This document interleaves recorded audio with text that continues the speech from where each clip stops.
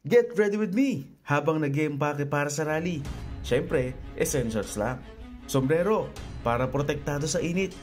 Payong kasi ang laban kahit ulan o init tuloy pa rin. Face towel para punasan ng pawis. May mga tao kasing mainit sa pangako pero malamig sa gawa. Extra shirt para handa kahit pinagpapawisan na sa kakahintay ng hustisya. Jacket, proteksyon sa lamig ng hustisya parang walang balak dumating. Tubig, kailangan manatiling hydrated sa laban kahit yung hustisya laging dry. Snack, dahil hindi pwedeng gutom ang katawan at tahimik ang isip sa laban na to.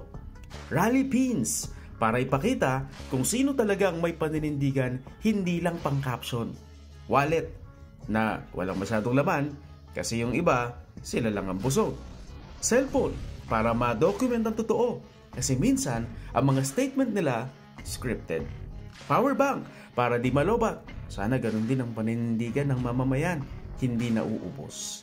Shades, para hindi masilaw sa mga ngiting may halong pannilinlang. Oh, kompleto na ang laman ng rally bag.